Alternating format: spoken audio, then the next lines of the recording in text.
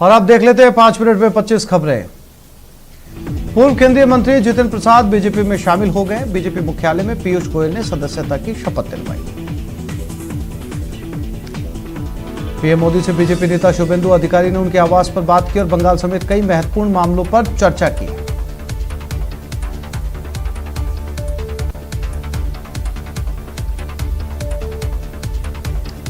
और पिछली ममता सरकार में मंत्री रहे बीजेपी नेता राजीव बनर्जी के सुर बदल गए हैं। राजीव बनर्जी ने बीजेपी की नीतियों का विरोध किया, साथ ही वो मंगलवार को बीजेपी की बैठक में शामिल नहीं हुए। ये बैठक बीजेपी प्रदेश अध्यक्ष दिलीप घोष ने बुलाई थी। भारत सरकार की ओर से मंगलवार को इस संबंध में अधिसूचना जारी कर दी गई है। अनूप चंद्र पांडे चुनाव आयोग के शीर्ष कार्यकारी निकाय में चुनाव आयुक्त सुशील चंद्र और चुनाव आयुक्त राजीव कुमार के साथ शामिल होंगे। पटना के पत्रकार नगर थाने में योग गुरु रामदेव के एलोपैथी वाले आपत्तिजनक बयान पर शिकायत दर्ज कराई गई है। आईएमए के मानद राज्य सचिव डॉक्टर सुनील कुमार ने इस दौरान सरकार से रामदेव पर कार्रवाई की मांग भी की। केंद्र सरकार ने प्राइवेट अस्पतालों में लगने वाली वैक्सीन की कीमत तय की। कोविशील्ड 780, कोवैक्सीन 1410 और स्पुतनिक वी की दर 1145 रुपए तय की गई। केंद्र ने कोरोना वैक्सीन बनाने वाली भारत बायोटेक के हैदराबाद परिसर की सुरक्षा सीआईएसएफ को सौंपी। अगले हफ्ते से सीआईएसएफ के हाथों में कंपनी परिसर की सुरक्षा होगी। असम में बीते 24 घंटे में कोविड-19 के 3,948 नए मामले सामने आए और 43 लोगों की मौत हुई। दिल्ली में कोरोना का कहर अभी थमा नहीं है। 24 घंटे में 316 नए केस और 41 लोगों की जान गई। कोरोना संक्रमण की रफ्तार पर ब्रेक लग रहा है। 24 घंटे में 529 केस सामने आए और 32 लोगों की मौत हुई।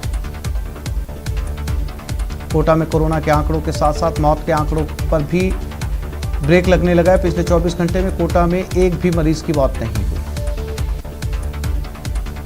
पाली में सोजत में अनलॉक के बाद लोगों को लापरवाही करने से रोकने को लेकर एएसपी डॉक्टर तेजपाल सिंह और सीओ हेमंत जाखड़ के नेतृत्व में सेल्फ डिसिप्लिन मॉर्निंग मार्च निकाली गई, जिसके जरिए लोगों को गाइडलाइन की पाबंदियों की पालना करने की अपील की गई।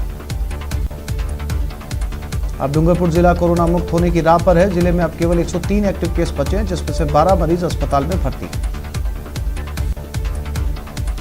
नगर निगम ग्रेटर में महापौर और आयुक्त के विवाद में मेयर और 3 पार्षदों पर की गई कार्रवाई का मामला हाईकोर्ट पहुंच चुका है। निलंबित मेयर डॉक्टर सौम्या गुर्जर ने राजस्थान हाईकोर्ट में याचिका दायर करके यूडीएच की कार्रवाई को गलत ठहराया। सुजानगढ़ में जयपुर मेयर सौम्या गुर्जर का मामला तूल पकड़ता जा रहा है। प्रतीक सेना संगठन की बैठक का आयोजन शिव शक्ति मंदिर में किया गया।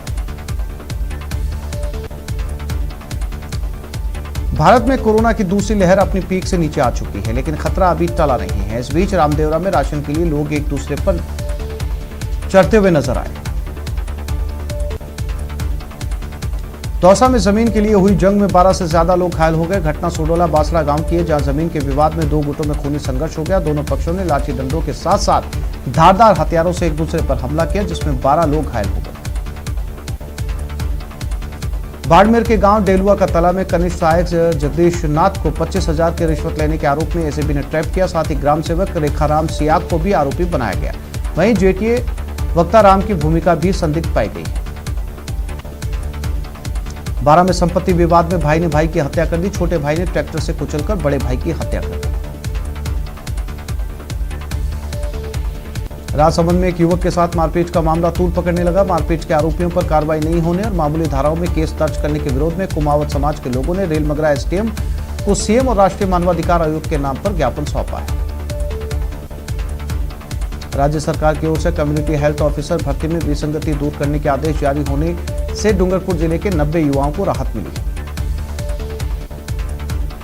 यूपी के कानपुर में देर रात हाईवे पर एसी बस और टेम्पो में भिड़ंत हो गई। हादसे में 17 लोगों की मौत हो गई, जबकि 4 से ज्यादा लोग घायल हो गए। हादसे पर सीएम योगी आदित्यनाथ ने गहरा दुख जताया। उन्होंने मृतकों के परिजनों को 2-2 लाख रुपए की मदद राशि देने का ऐलान किया है। चीन ने पूर्वी लद्दाख में अपनी तैनाती एक बार फिर से बढ़ा दी। इसके साथ ही चीनी वायुसेना ने हाल ही में भारतीय सीमा के करीब एक बड़ा युद्ध अभ्यास किया। इस अभ्यास के बाद भारतीय खुफिया एजेंसियां चौकन्नी हो गई। पंजाब नेशनल बैंक स्कैम मामले के आरोपी मेहुल चौकसी की जमानत याचिका पर डोमिनिका हाईकोर्ट ने सुनवाई टाल दी है। 11 जून तक मामले में सुनवाई नहीं होगी। बताया जा रहा है कि मेहुल चौकसी अस्पताल में भर्ती है।